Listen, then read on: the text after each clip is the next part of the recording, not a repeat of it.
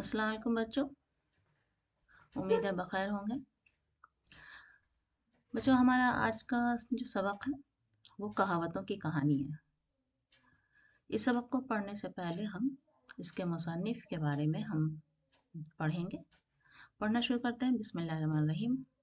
गुलाम अहमद फ़ुरक़त काकरवी। इनकी पैदाइश हुई है 1910 ईस्वी में और वफ़ात हुई है 1973 ईस्वी में। बच्चों, इस सन को आप ज़रूर याद रखें, कब पैदाइश हुई है, कब वफ़ात हुई है और कहाँ पैदाइश हुई है, कितनी तालीम हासिल की है मुसन्निफ़ ने या शायर ने, और उनकी लिखी हुई कौन कौन सी किताबें हैं, कौन कौन से मज़ामिन हैं। तो मुसन्निफ़ और शायर के बारे में ये मालूमात आप ज़रूर रखें। एग्ज़ाम में इससे मुताल्लिक़ क्वेश्चन ज़रूर आते हैं। तो यहाँ पर गुलाम अहमद की पैदाइश हुई है 1910 ईस्वी में और वफ़ात 1973 ईस्वी में। अब मुसन्निफ़ के बारे में पढ़ें। फ़ुरक़त काकरवी का ताल्लुक़ एक इल्मी घराने से था। यानी गुलाम अहमद फ़ुरक़त एक ऐसे घराने से रखते थे जहाँ सब एजुकेटेड फैमिली थे। एजुकेटेड फैमिली से उनका ताल्लुक़ था। सब आलिम थे। बचपन में ही बाप के साये से महरूम हो जाने की वजह से इब्तदाई उम्र मुआशी तंगी में बसर हुई। जब ये गुलाम अहमद काकरवी जब छोटे थे, बच्चे ही थे, तो इनके वालिद इंतकाल कर गए, जिसकी वजह से इन्हें बहुत सारी परेशानियों को देखना पड़ा। मगर तालीम हासिल करने का सिलसिला जारी रहा। लेकिन परेशानियों के बीच में इन्होंने तालीम का सिलसिला जारी रखा। ऐसा नहीं कि इतनी परेशानियां आई तो तालीम को छोड़ दिया, बल्कि तालीम हासिल करने का सिलसिला इन्होंने जारी रखा। लखनऊ और अलीगढ़ की दानिशगाहों से एमए बीएड की डिग्रियां हासिल की और लखनऊ और अलीगढ़ से इन्होंने एमए की डिग्री ली और बीएड की भी डिग्री ली। तारीख के उस्ताद के तौर पर एंग्लो अरबिक स्कूल दिल्ली में तकरीबन 30 साल तक दर्स व तदरीस के पेशे से वाबस्ता रहे। दिल्ली में करीब 30 साल तक वहाँ पर एंग्लो अरबिक स्कूल थे, जिसमें ये दर्स व तदरीस के पेशे से मुंसलिक रहे। पढ़ने पढ़ाने का सिलसिला उनका वहाँ चलता रहा। तंज़ व मज़ा उनका ख़ास मैदान था। वो नसर व नज़म दोनों में यकसा कुदरत रखते थे। गुलाम अहमद नसर में भी कुदरत रखते थे, कमाल हासिल था, और नज़म में भी उनको कमाल हासिल था। उनका तर्ज तहरीर दिलचस्प और आम फहम है। उनका शुमार उर्दू के मकबूल अदीबों में होता है। गुलाम अहमद का शुमार यानी उनकी गिनती उर्दू के मकबूल अदीबों में किया जाता है। उनके कुछ नसरी और शेरी मजमूए हैं। कफ़े गुल फरोशा, कदमचे, नारवा उनके नसरी और शेरी मजमूए हैं। तो ये थे मुसन्निफ के बारे में। अब यहाँ है कहावतों की कहानी। बच्चों, कहावतों की कहानी पढ़ने से पहले हम ये बता दें कि कहावतें या ज़रबुल इमसाल दोनों एक ही को कहा जाता है। या फिर कुछ मुहावरे होते हैं तो इनके पीछे कोई कहानी नहीं होती है। ज़रबुल मिसाल जो होती है एक ऐसी कहावतें होती हैं जिनके पीछे कोई कहानी हो, या फिर इनमें कभी ऐसे होते हैं, अक्सर जुमले पूरे होते हैं, आधे अधूरे फ़िक्रे नहीं होते हैं। कहावतों में जुमले पूरे होते हैं, एक छोटे से मुख्तसर से जुमले होते हैं और उनके पीछे कोई ना कोई कहानी कहावतों के पीछे जुड़ी रहती है। जबकि मुहावरों में कोई कहानी नहीं जुड़ी रहती है। तो हम रोज़मर्रा जो हम बात करते हैं, बोल चाल में बहुत सारे मुहावरे और कहावतों को इस्तेमाल करते हैं, तो उनके बारे में हमें इस सबक में बताया गया है। यह कहावतों की कहानी। हम रोज़मर्रा अपनी आपस की बोलचाल में ऐसी कहावतें और मुहावरे बोलते हैं जिनका मतलब तो समझ लेते हैं, मगर हमको ये नहीं मालूम होता कि ये कहावतें और मुहावरे किस तरह हमारी ज़बान में आए। हम डेली यानी रोज़मर्रा यानी डेली अपनी बोलचाल में जो हम आपस में बातचीत करते हैं तो उसमें कई कहावतें इस्तेमाल करते हैं या फिर मुहावरे इस्तेमाल करते हैं। मतलब समझ में तो उनका आ जाता है जब हम सेंटेंस जुमले के बीच में हम मुहावरे इस्तेमाल करें, कहावतें इस्तेमाल करें। लेकिन ये मुहावरे या फिर कहावतें हमारी ज़बान में किस तरह आ गई, ये हम नहीं जानते। तो इसके पीछे क्या कहानी है, इसी बात पर यानी मुसन्निफ ने इस बात को यहाँ बताया है।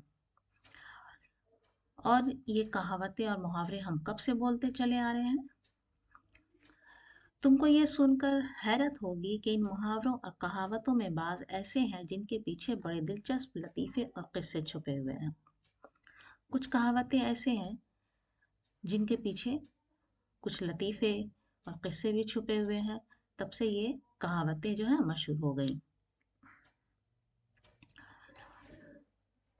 जैसे हम अपनी रोज़मर्रा की गुफ्तगू में वही मुर्गे की एक टांग बोलते हैं, है ना।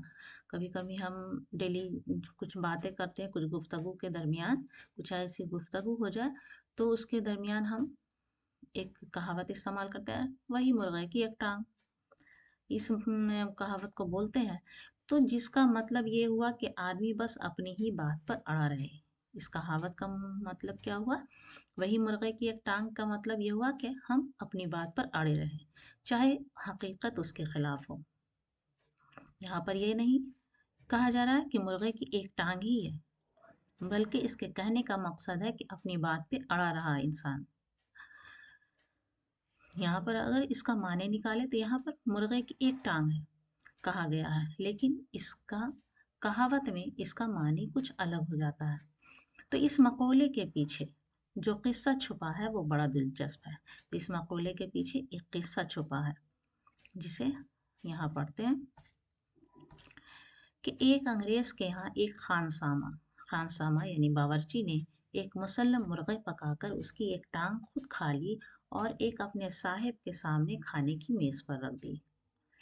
एक अंग्रेज के यहाँ एक बावर्ची था, उसने जब उसके लिए एक मुसल्लम यानी पूरा मुर्गा पकाया, मुर्गा मुसल्लम पकाया, तो उसकी एक टांग खुद खा ली और अपने साहिब के यानी अंग्रेज के सामने उस मुर्गे को पकाकर रखा।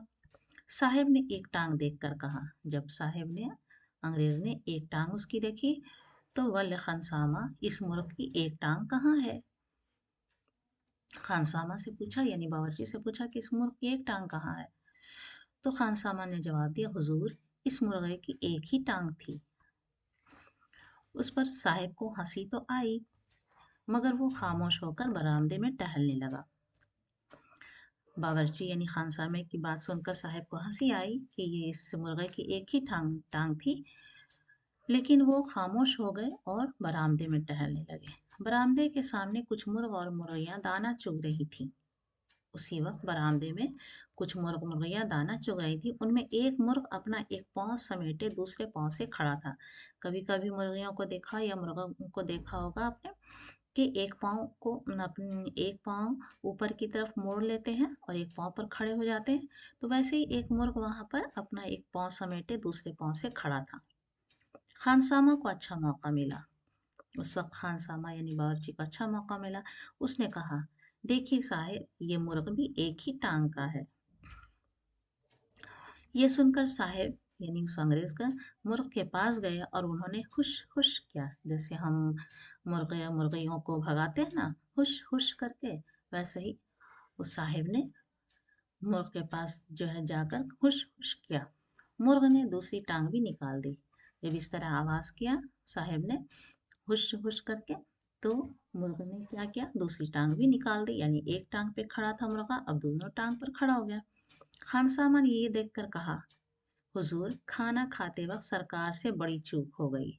यहाँ पर भी देखें खानसामा यहाँ पर कितना चालाक कि उस वक्त भी उसने अपने सरकार यानी अपने साहिब की गलती निकाली। उसने कि हुजूर खाना खाते वक्त सरकार से बड़ी चूक हो गई, अगर आप इस पके हुए मुर्गे के सामने हुश हुश करते तो वो भी अपनी दूसरी टांग निकाल देता। तो तब से ये फिक्रा मशहूर हो गया कि मुर्गे की एक टांग। उस वक्त ये फिक्रा ज़रूल मिसल बन गया। ضرب المثل کہاوت کو کہتے ہیں۔ اسی طرح ایک دوسری مثل یعنی ایک دوسری مثال، ایک دوسری کہاوت ہے، اونٹ کس کل بیٹھتا ہے، یعنی کس کروٹ بیٹھتا ہے، اونٹ کس کل بیٹھتا ہے۔ تو اس کا مطلب یہ ہے کہ دیکھیے کیا ظہور میں آتا ہے، یعنی کیا سامنے آتا ہے اور کیا انجام ہوتا ہے۔ تو اس سے متعلق یعنی اونٹ کس کل بیٹھتا ہے، اس سے متعلق بھی یہ مشہور ہے، ایک کہاوت مشہور ہے کہ ایک کمہار اور ایک سبزی فروش نے مل کر ایک اونٹ کرائے پر لیا۔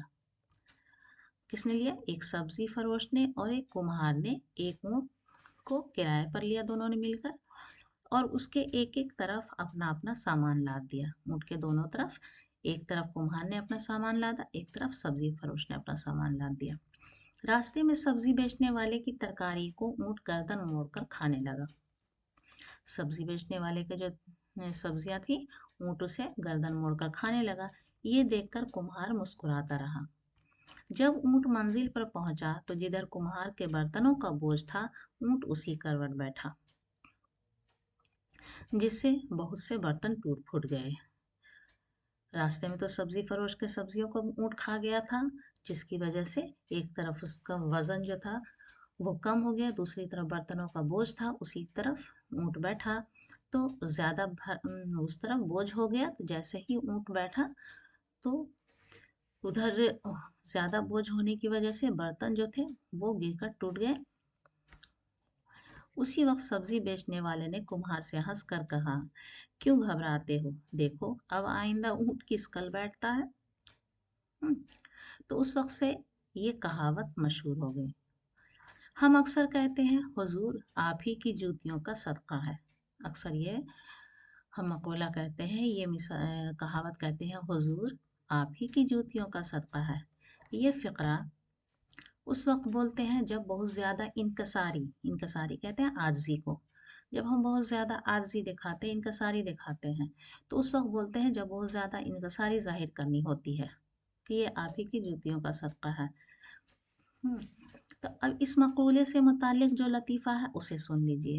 اب یہ مقولہ جو ہے کہ حضور آپ ہی کی جوتیوں کا صدقہ ہے، تو اس کے پیچھے بھی ایک کہانی چھپی ہے۔ ایک مرتبہ ایک مسخرہ جو ہنسانے والا ہوتا ہے، ایک مسخرے کو دل لگی سوجھی۔ جھٹ پٹ اس نے چند دوستوں کی دعوت کی۔ ایک مسخرے کو دل لگی سوجھی تو اس نے کیا اپنے کچھ دوستوں کی دعوت کی۔ جب وہ لوگ آ کر بیٹھ گئے تو اس نے سب کے جوتے لے کر ایک شخص کے حوالے کیے۔ جب سارے دوست اس کے آ کے بیٹھ گئے، مسخرے کے دوست، تو اس نے کیا سب کے جوتے لے کر ایک شخص کے حوالے کر دیا، اسے دے دیا۔ اسے پہلے ہی مقرر کر رکھا تھا، اس شخص کو مسخرے نے پہلے ہی مقرر کر رکھا تھا۔ وہ شخص سارے جوتے کباڑی بازار میں جا کر بیچ آیا۔ جتنے جوتے تھے وہ شخص لے کر کباڑی بازار میں جا کر اس سارے جوتوں کو بیچ آیا۔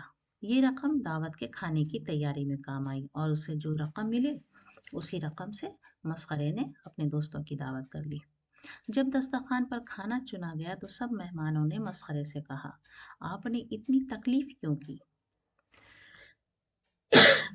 یعنی جب دیکھا گیا کہ اتنے پرتکلف کھانا ہے تو سبھی دوستوں نے کہا کہ آپ نے اتنی تکلیف کیوں کی، یعنی اتنا انتظام کیا ہے۔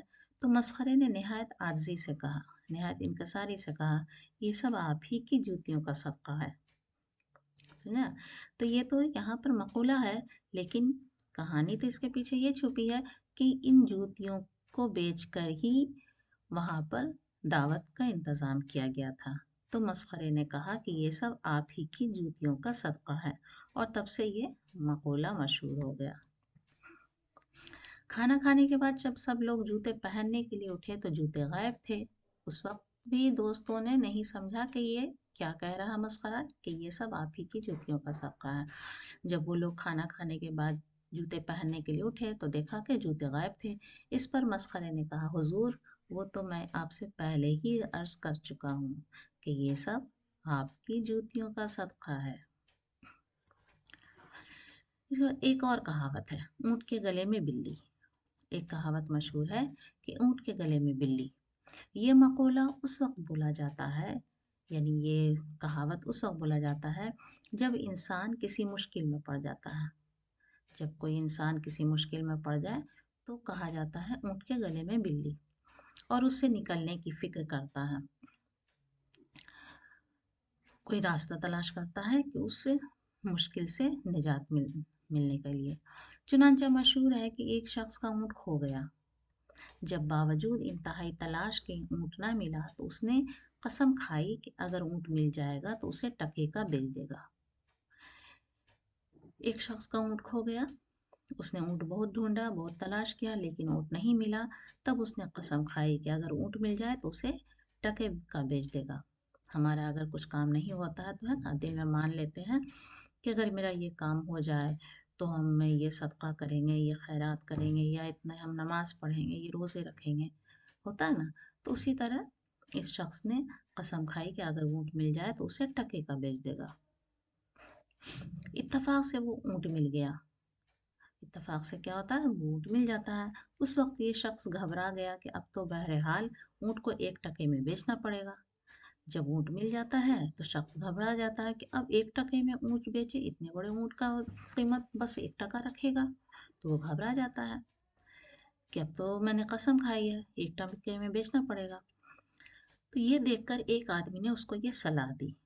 जब उसने न्यूज़ देखा, एक आदमी ने देखा कि वो शख्स घबरा गया है कि अब ऊँट को मैं कैसे 1 टके में बेचूं, तो उसने उसे एक सलाह दी, यानी मशवरा दिया कि तुम उसके गले में एक बिल्ली बांध दो और इस तरह आवाज़ लगाओ कि 1 टके का ऊँट है और 100 रुपए की बिल्ली। हम्म, तो उस आदमी ने क्या मशवरा दिया कि तुम इतने परेशान हो रहे हो तो क्या करो कि इस ऊँट के गले में एक बिल्ली बांध दो और आवाज़ लगाओ कि 1 टके का ऊँट है और 100 रुपए की बिल्ली, लेकिन ये दोनों एक साथ बिकेंगे। लेकिन बेचने के लिए शर्त रखी कि अगर 1 टके का ऊँट है और 100 रुपए की बिल्ली, लेकिन ये दोनों एक साथ बिकेंगे।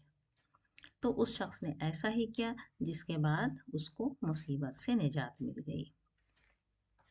तो बच्चों, ये थे कहावतों की कहानी। बहुत सारी कहावतें होती हैं जो हम आम बोलचाल में इस्तेमाल करते हैं।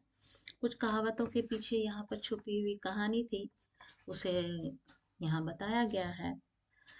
बहुत सारी कहावतें होती हैं, जैसे बंदर क्या जाने अदरक का स्वाद, तो ये थोड़ी है कि बंदर अदरक का स्वाद उसका मज़ा चख रहा है। या भैंस के आगे बीन बजाना, तो इसका मतलब ये तो नहीं कि हम भैंस के आगे बीन बजाते हैं, बल्कि ये होता है कि बेवकूफ़ को अकल सिखाना। हम्म, तो बिल्ली के ख्वाब में छेड़े छड़े, तो इसका मतलब क्या होता है कि हर आदमी पर उसके ख्यालात का असर होता है। हम्म, बहुत सारी कहावतें ऐसी हैं जो हम रोज़मर्रा यानी आम बोलचाल में इस्तेमाल करते हैं। तो उसके पीछे कुछ ना कुछ एक मुख्तसर सी कहानी छुपी होती है। जैसे हम लोग इस्तेमाल करते हैं धोबी का कुत्ता घर का न घाट का, तो इसका मतलब क्या होता है, निकम्मा आदमी जो कुछ भी ना कर सके। तब है इस सबक के मुश्किल अल्फाज हैं, जिसे आप अच्छी तरह याद कर लें। मैं यहाँ पढ़ा देती हूँ। रोज़मर्रा, रोज़मर्रा के मानी होते हैं बोलचाल की ज़बान। बाज माने चंद यानी कुछ, खानसामा माने खाना खिलाने वाला, मुलाजिम या बावर्ची, मुर्ग मुसल्लम यानी पूरा पका हुआ मुर्ग, ज़हूर यानी ज़ाहिर होना, सामने आना, कुम्हार माने मिट्टी के बर्तन बनाने वाला, सब्जी फरोश माने सब्जी बेचने वाला, फ़िक्रा माने इबारत का टुकड़ा या जुमला, सेंटेंस, ज़रबुल मिसल यानी कहावत। इनका सारी कहते हैं गुरूर न करना, आजी। मकूला माने कौल, बात या कहावत। मस्खरा माने हंसाने वाला। आजी माने गिड़गिड़ाकर यानी नर्म लहजे में।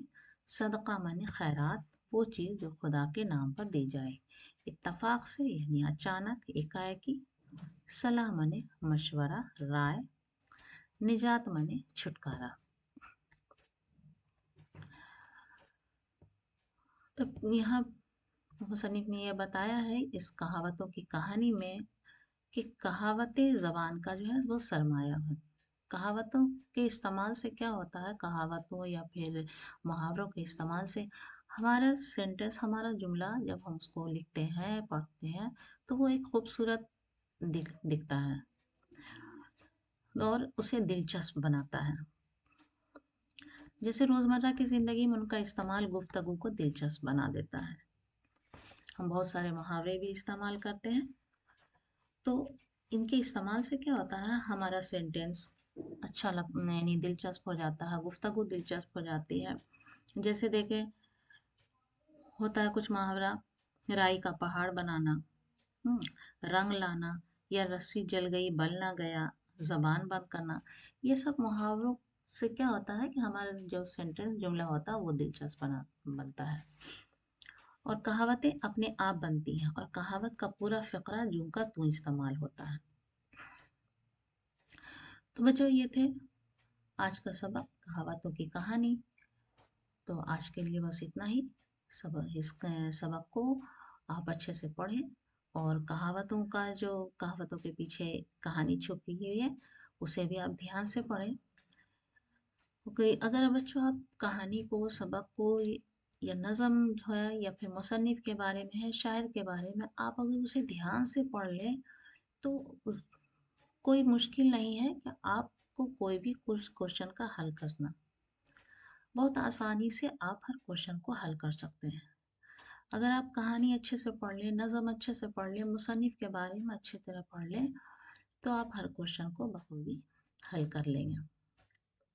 ठीक है? तो बच्चों, आज के लिए इतना ही। और आपसे इल्तिजा व गुज़ारिश है मेरी कि हमारी वीडियो को आप ज़्यादा से ज़्यादा लाइक करें, और अपने दोस्तों में शेयर करें, और सब्सक्राइब करना ना भूलें। अगली वीडियो में इंशाल्लाह फिर मुलाकात होगी, तब तक के लिए अल्लाह हाफ़िज़।